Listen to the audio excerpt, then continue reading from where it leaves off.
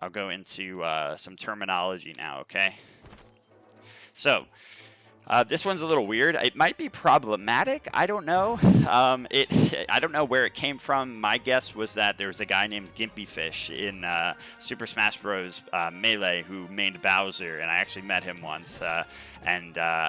We now call offstage kills gimps, early offstage kills usually. So if I kill somebody off the bottom here by taking their jumps or whatever, and they die at a low percent, you'll call that a gimp. You'll hear me say that quite a bit. And then spiking, unless it turns out to be entirely problematic, the community goes against it. I'll be with it. I don't know, because GIMP usually means like disabled person, so it is a weird thing to be calling the move. Alright, so other than that, there are spikes. So one way to gimp people is spiking them. These are downward attacks that send people going straight down. There's a lot of potent spikes in this game. Almost everybody has one with their down aerial, which is not the same way in Smash. A lot of times the down aerials aren't always spikes. But in this game, they're very powerful, and they not only knock you downward into the bottom blast zone, but knock you up into the ground and allow for aerial combos afterward, and often allow kills too. They tend to send people up pretty high. In this game, there is attack decay, which means the more you use a move, eventually that move will start to decay. It's similar to in Smash as well. In Brawl, they had this system. I don't even remember if it's in Smash 4, but the more you use a move, it becomes stale, they call it. So you see now it's telling me I have attack decay on my jab combo because I've been spamming it. So this is to prevent people from being able to spam the same move over and over and get the same results, you know? So what it will do is weaken the move. It makes it have less knockback and less damage on it. So that's a pretty important one. You'll see people trying to vary their moves even if they have one incredibly strong one because they don't want attack decay to set in. Alright, so spikes, gimps, recovery. Recovery just means your ability to get back to the stage. You want to be able to use your up specials usually to gain air, or side specials for Batman's case here to stick to the ledge, or to the, not ledge, there is no ledge, to stick to the wall. And part of your recovery is also in this game being able to slide on the wall and you can stick to this wall for as long as you want. You have to be careful, you will get wall, okay, maybe not as long as you want. I'll be honest, I didn't know there was wall fatigue until just now. I'm learning with you guys. I've never stuck to the wall for this long because usually you're in a bad position when you do this. But wall fatigue will set in and make you slide down faster. But obviously, yeah, for a long time you can stick to the walls here, climb up them with jumps. You automatically get your jumps back as soon as you hit one. So they kind of make up for the fact that there's no ledge with this wall jumping mechanic. That will help you get up onto the stage. So that's part of your recovery. There's advantage and disadvantage that you might hear me talk about. When you're up above somebody like this, and they have the usually, say like in Star Wars, you know, obviously there's a famous line about the high ground. And in fights, often, if somebody has to approach you while you have the high ground, you're in a position of advantage. In platform fighters, it's not the same way. If you're above somebody, usually you're in disadvantage, especially if they've hit you and they're looking to follow up a combo. So often, being above somebody or off stage means you're in disadvantage. And then an advantageous state, being an advantage, is of being below somebody, being able to string attacks at them upward, and being in a position of edge guarding. Now, edge guarding means that you're trying to get somebody off the stage and kill them off these blast zones, right? So usually we call it edge guarding because there is the ledge and the edge of the stage, but in this game you're still guarding them off the edge of the stage itself, even though there's no ledge, and you're trying to ring them out, right? So other than that, we say obviously combo means that it is, when we talk about true combos in this game, we mean like this. That's a true combo. That means that everything linked there perfectly. There was nothing the opponent can do other than influence their DI. So DI comes in again for combos, meaning that while I said you can influence the way you're hit, you can also influence the way you're hit during combos to try to wiggle out of certain combos. That adds a lot of depth to this game because it allows you to get out of set combos, unlike other fighters where once you're in a combo, you have to wait out the duration of it and then, you know, try to survive as long as you can, and then reset and go for your own opening. But in this game and in other platform fighters, you can influence your DI and try to get out of somebody's set combos. All right, other than that, there's hit stun. Hit stun is what leads to true combos. The more somebody is in hit stun, the more a combo is going to link. It means they can't do anything out of that. All right. Other than that, I'll say reversal just means like you were in a position of disadvantage and you reverse the stakes on them. If I'm recovering here, Shaggy's coming at me, I reverse the stakes by getting to the stage while he's still off stage and killing him. Or if I'm above him and I get below him and I end up killing him upward, you know, it was a reversal. Now there's singles and doubles, also called ones and twos in this game. That means that there's 1 versus 1 mode, or 2 versus 2 basically. I often call it singles and doubles because that's what we called it in Smash. It just means that you and a teammate are fighting 2 opponents, or you by yourself are fighting 1 opponent. Now that's most of the terminology. Lastly, I'll go into quick status effects. This is a pretty lengthy one, but basically there's healing in this game. Certain moves like Shaggy Sandwich can heal, Rain Dog can heal. There's certain interactions that allow you to heal your teammates in 2v2, or even just heal yourself in a 1v1. Now there's armor in the game as well. This means that the more... you'll see a glow on the character here towards the end. It means that you have armor that that if you get hit, you won't be interrupted. You'll take damage, but you won't be interrupted. Shaggy's rage moves all have this, and that's a very important part of this game. Recognizing when your opponent has armor, you usually see them glow yellow. So you can't interrupt those attacks. They're very safe. Superman is full of it, and it's funny because usually we call armor super armor in platform fighters, and he is Superman, so he is full of super armor. So we have Weaken. Weaken's a big one in this game. It's a new thing that's not in other platform fighters. Most of these status effects are not in other platform fighters, and it's part of what makes it more like an online multiplayer, like a MOBA or an MMO. And so there's Weaken. It can stack. It decays over time. It can go up to 5 stacks. What it does is it grants higher knockback and more damage while your opponent has the Weaken stacks. Batman's Bat Bomb applies Weaken. You can see the stacks there. And that was... all right, I'll go into that in a little bit, but... all right, so that's the Weaken. You can cleanse statuses like Weaken with certain moves, which means you just rid yourself of them. There's electric and fire dots, damage over times, which means that you apply fire to someone and they burn for a bit of time. I'll show you with Iron Giant how something like that works. Right, let me use this better skin.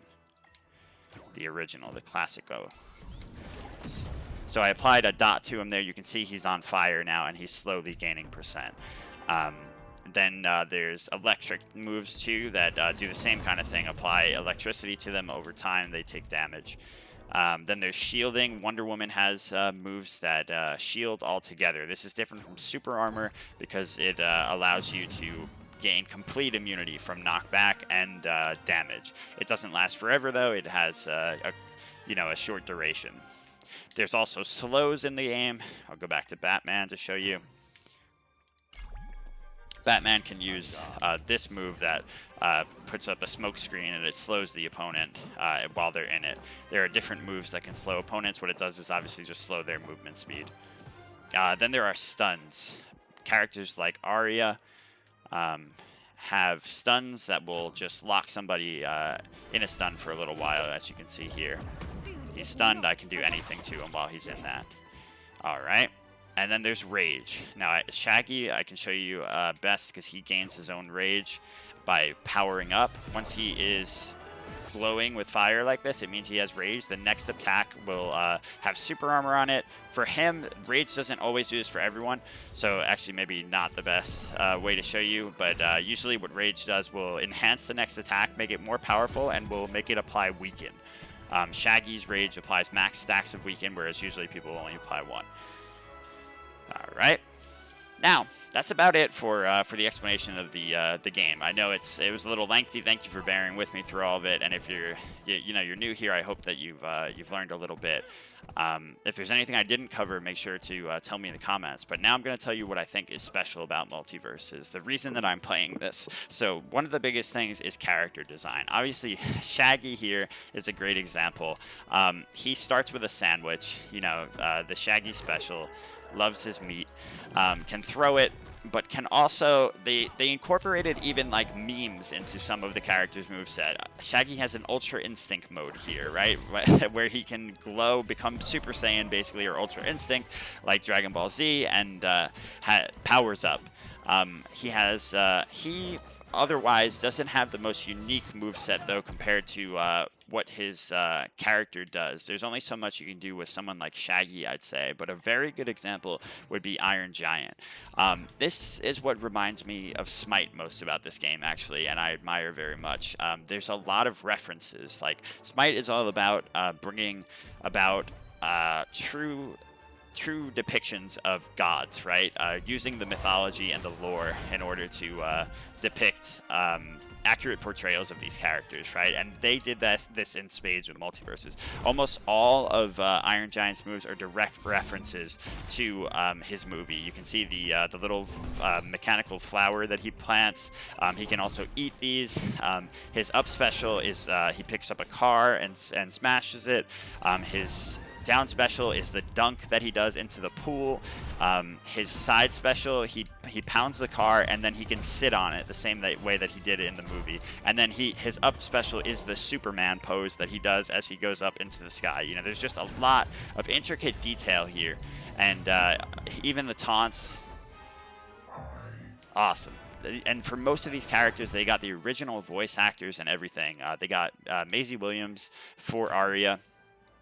And they even, for Arya, incorporated one of the coolest things I've seen is face stealing. I can steal my opponent's face and now use their neutral attacks. And that incorporates Arya's... wait, I just lost control of my character here. That'll happen. All right, weird. But yeah, that will incorporate Arya's lore in Game of Thrones as the face stealer. So they made that into, a literal face stealing ability. Obviously, characters like Batman also very faithfully portrayed. Wonder Woman has her lasso, has her shield, and protects people, and has like a special move where she uses her cuffs or whatever it is. I forget what those things are called, and sends out a large energy blast. Velma collects evidence throughout a match and says jinkies, throws words at you. It's just, it's so lovingly, the portrayal is so amazing. It's pretty crazy to me. Then she has her little runaway move where she charges up, runs away, and then grabs you and throws you. And then you can see she loses her glasses at the end there too and picks them back up. It's just a lot. And she loses her glasses also in this one to catch them. It's just, oh man. And then the light bulb, the little light bulb that she gets when she has an idea, when she figures out the mystery, right? It's just so amazing to me how well designed these characters are. So that was one of the biggest draws for this game for me. All right, now other than that, there's the combo game. I've already talked about this, that there are combos in this game, but they're also DI-able, which means that you have to improvise. If somebody is DIing in on my jab combo, I can turn around and try to hit them the other way while they DI through me. If they go upward, you can follow them all the way up into the air with great strings like that. Shaggy has great ones, so it's great to see that there are both set combos in this game and DI, so it gives you a good balance. I'd say the combo game in this is about in between Ultimate and Melee, where Melee is heavier combos that are harder to get out of, and Ultimate is a little more free-form combos. This has more set combos than Ultimate, but less than Melee, and I think it's a perfect balance. All right, other than that, there's vertical play. You can already see, like I said, there's 2 air dodges in this game and then 2 specials. So I can almost kill myself off of the top blast zone. I can go so high into the air. That means that I can chase opponents all the way up there, and you can even see the blast zone. That's one thing that I love about this game. They actually show you the blast zone in the borders with that slight, like, little jiggling effect there. And you know that if you reach somebody up here and you hit them upward, they're going to die at that point. I love how, vertically I don't know what I'm saying. I don't. I love how far vertically you can go in this game, as well as offstage play.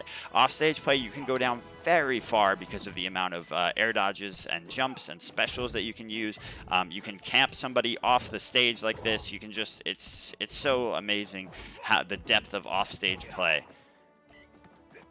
Other than that, the strength of the netcode in this game is miraculous. All right, so you'll know that Smash Ultimate does not have good netcode at all. It was one of the reasons I couldn't play the game. I wanted to play it competitively, but had no one in my area to play regularly. So I tried to just play online, and I hated it so much because there's so much lag. It's basically unplayable for many people. Most pro players don't even join online tournaments because they know that it's such a difference in quality. Now that's quite the opposite here for Multiversus. You can get somebody with a bad connection for sure, right? But in general, you're going to have very good matches, very little lag. There are some problems with the servers overloading for the game's initial release, so you might hear some complaints about lag, but that's generally just, you know, a problem with they had a little bit too many players. The game was really hyped up at release, and they had a little bit too many initial players than they could handle, but it has completely smoothed out since then.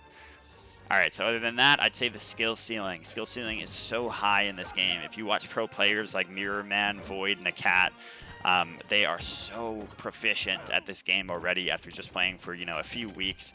And the game's only been out for a couple of days now, but there's been there was a closed alpha that you can gain access into. I got into that and played for a couple of hours. There are some people that have played for an even longer, you know, for like days of that closed alpha, and they learned a lot, and you can see how far they've advanced the metagame.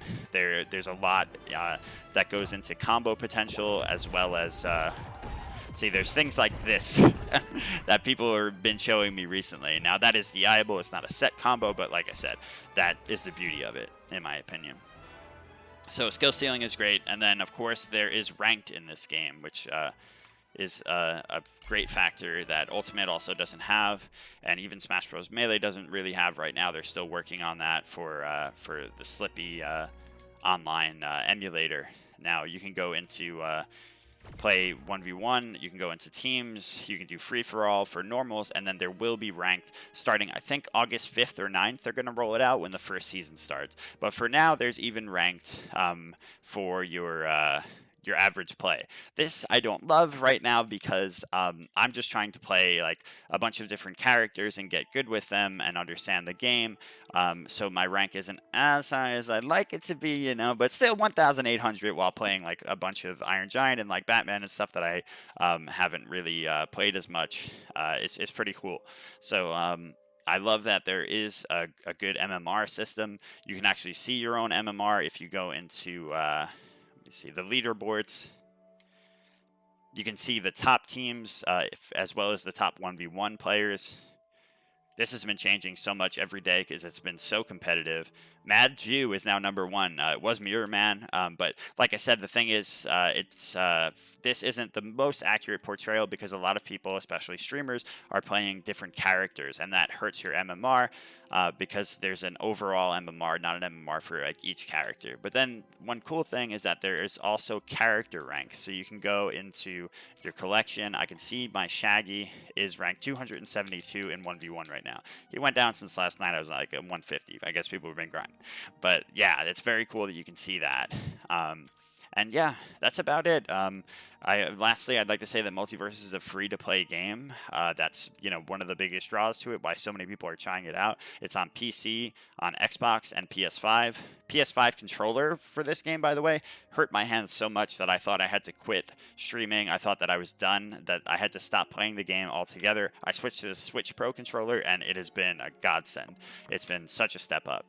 But yeah, I've loved making this video for you guys. I hope it answered a lot of your questions. Like I said, any other specifics, hit me up in the comments down below. And thanks so much for watching. I hope you play the game. Even if you don't, I hope that you enjoy the streams or the YouTube videos. We're going to keep putting out content and figuring out how to best do that for you guys. So thanks so much. I'll see you around.